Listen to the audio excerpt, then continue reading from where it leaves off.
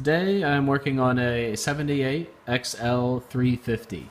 My friend purchased this recently, didn't run, didn't know what problem it had. The previous owner said it has some sort of electrical problem, so that's where I started first.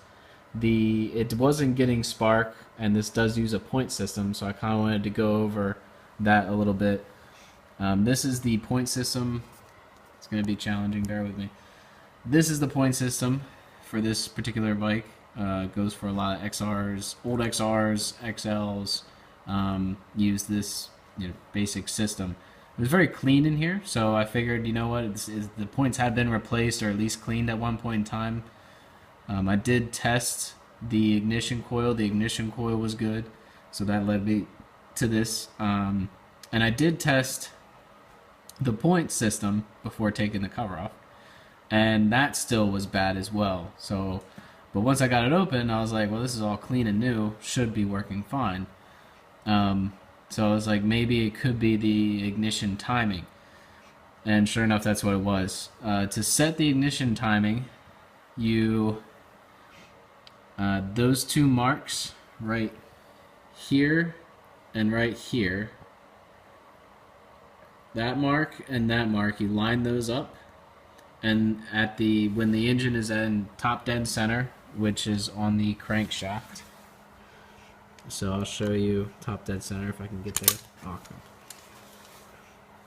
I need to figure out how to film this and do this at the same time. Get it to top dead center. There's a little arrow there to the left.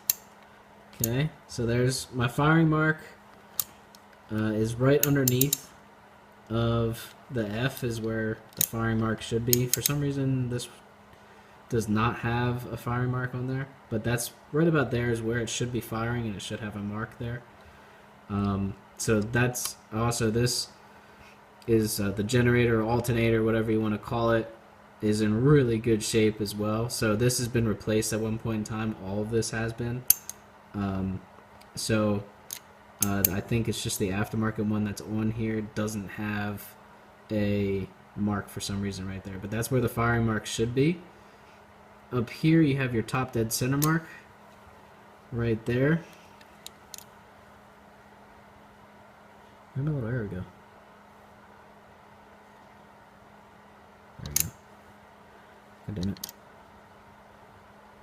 Ah, top dead center. Okay? When it's at top dead center, this gap should be at roughly 14th thousandths of an inch. So I measured that, I set that. Remember, when these lines are lined up correctly. Then you crank this around, and when it gets to the close position, which should be somewhere around here, and I'm starting to feel pressure now in the crankcase itself with the crankshaft. So it's at 0. I have the wires plugged in and everything. This is not a very accurate multimeter about it, but it should read basically 0. So that shows that it is completely closed. The circuit's completely closed. So, and see, now it's open. So this is closed. This is open. So let me go back.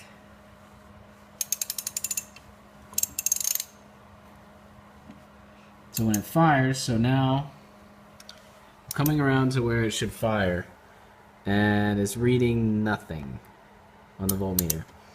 And I'm coming up to my firing mark. There's my firing mark. So I'll put it back to about here. In between these marks here should read pretty much 0, which for me is 20 because this thing is cheap. So that's 0, which is good. When you get to the firing mark, it should spike, and your points should be open. So that's when it should create a spark and fire.